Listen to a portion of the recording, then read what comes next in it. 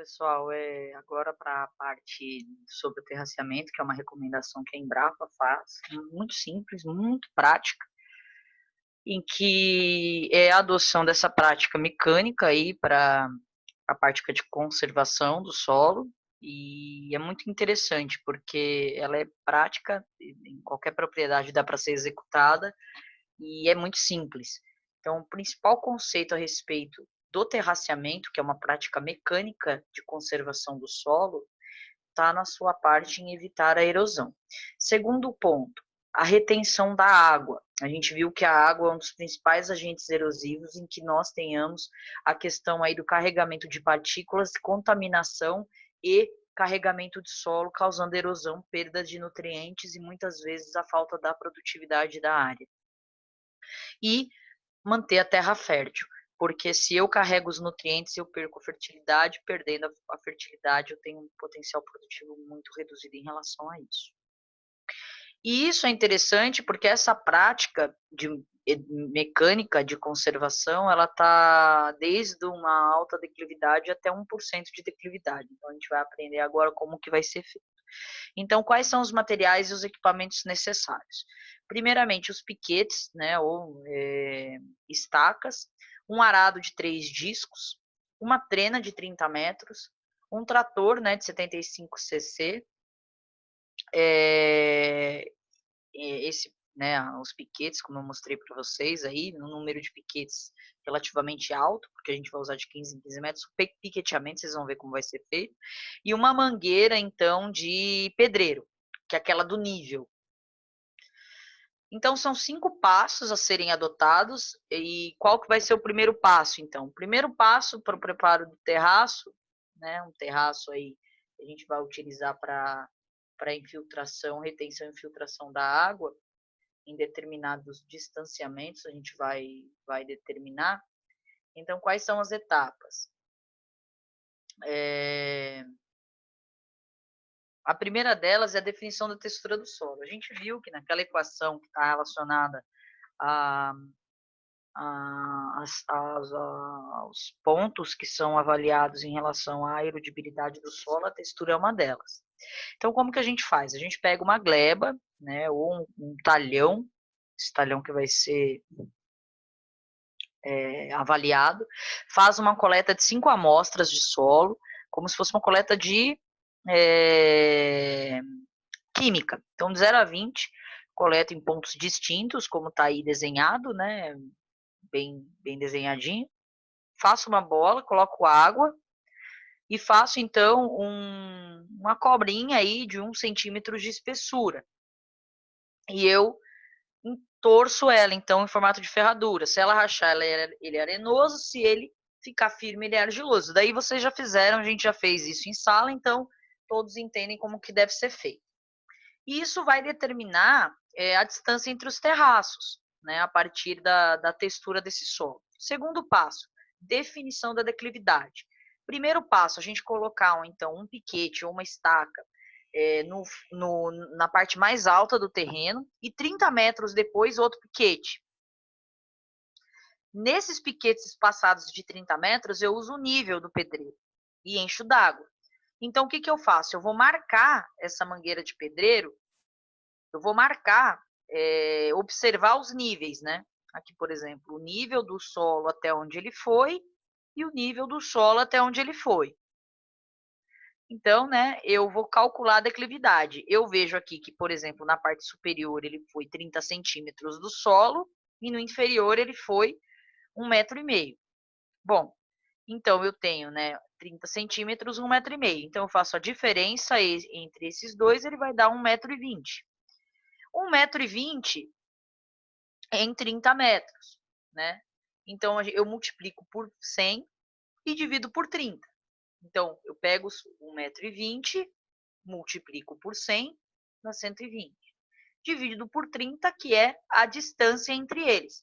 Então, eu tenho uma declividade de 4%, que significa que em 100 metros que eu tenho um declive de 4 metros em altura. Beleza? Joia. Então, para ser feito isso e repetir o procedimento, caso observe o quê, pessoal? caso observe que há diferenciação nessa declividade. Então, a gente faz de acordo com a observação até a parte mais inferior do terreno, do talhão que eu estou avaliando. Beleza. O terceiro passo, definição da distância entre os terraços. Vamos voltar aqui. Isso é um terraço, isso é um terraço. E a distância entre eles vai ser determinada por essas questões. Então, como que a gente calcula a distância entre terraços? Eu tenho uma tabela, essa é uma tabela que a Embrapa fornece. Então, eu tenho um solo arenoso ou um solo argiloso, dependendo da textura que eu observei. Se eu tenho uma declividade de 4 e o meu solo é arenoso, eu tenho um distanciamento de 21 metros. Se eu tenho uma declividade de 4 e meu solo é argiloso, eu tenho um distanciamento de 24 metros. Então, diferença de 3 metros relacionado à textura. Tá? Então, por quê?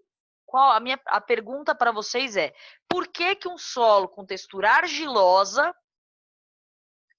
pode ser espaçado maior um terraço do outro do que um solo arenoso na mesma declividade? Então, beleza. Então, aqui o distanciamento dos meus terraços, né? Aqui 4%, foi diminuindo. Então, qual que é aqui a relação? Quanto maior a declividade eu tenho, menor a declividade, menor é o quê? O espaçamento entre os terraços, tá? Por questões óbvias, para não pegar velocidade a minha enxurrada.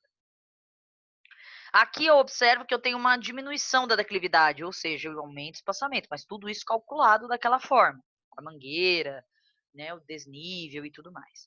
Beleza, eu já fiz a marcação da distância entre os meus terraços. Agora, o quarto passo é o piqueteamento da curva em nível. Então, eu vou plantar e vou fazer o meu terraceamento em nível. Como que eu vou fazer isso? Primeiro, eu vou pegar o piquete, que já está marcado aqui as distâncias, certo? Eu vou marcar 30 metros e vou, nem que eu vá reto, 30 metros, com a mangueira. Está marcando aqui a mangueira. Eu marco o nível. Eu vou mexer esse piquete até o meu nível ficar igual. Então, eu preciso da ajuda de alguém, né? Na verdade, eu vou precisar de pelo menos 2 pessoas para isso. Então, eu vou reto 30 metros, porque é a minha trena, certo? Marco e vou com a mangueira. E aí eu marco quando tiver o mesmo nível. Opa, tem o mesmo nível. Bato uma estaca aqui. E vou fazendo isso sucessivamente. Qual é a questão próxima, né? Depois, eu pego, depois que eu faço isso em todo o terreno, de 30 em 30 metros, eu pego e ponho uma estaca a cada 15 metros para marcar uma melhor curva, né? Aí eu não preciso mais do nível. Eu posso balizar pelos meus olhos mesmo. E aí eu consigo fazer uma construção dessa curva e, consequentemente, é o quê? É como eu vou fazer o meu terraço. Beleza. Quinto e último passo. Construindo o terraço com o trator e o arado. Eu tenho um arado de 3 discos e um trator, né? Um conjunto aí de um arado de 3 discos e um trator. O que eu preciso fazer, pessoal? Muito simples. Eu preciso baixar em profundidade 30 centímetros do solo, o meu mais para fora, e deixar 30 centímetros o mais para dentro, para eu ter essa declividade, né? Então, vai ficar desse jeito. Eu começo a fazer o passado com aquelas piquetes marcados, né? Então, vai jogando terra, vai jogando terra, vai jogando terra. Eu faço isso na ida e na volta. O mínimo que eu tenho que construir é 70 centímetros de altura e de 1,5 a 2 metros de largura. E para eu conseguir isso, eu tenho de 6 a 10 passadas de arado, né? Não é muito fácil, mas é uma forma prática que dá para construir com qualquer implemento que a gente tem, né? Uma lavoura.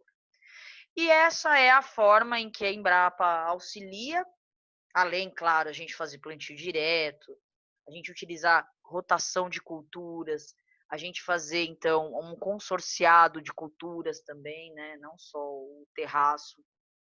não plantar morro abaixo de forma alguma, fazer plantio em nível, acompanhando as curvas do terraceamento, para uma maior produção, né. Então a gente tem aí que, fim das contas, a gente produz com conservação, sem perdas e maior longevidade da lavoura. Então, pessoal, esse é um exemplo prático, claro que não é o único, a gente tem inúmeras formas de construção, com muito mais critérios, mas eu acho que é uma prática interessante para vocês levarem para o conhecimento de vocês e saberem que dá para construir.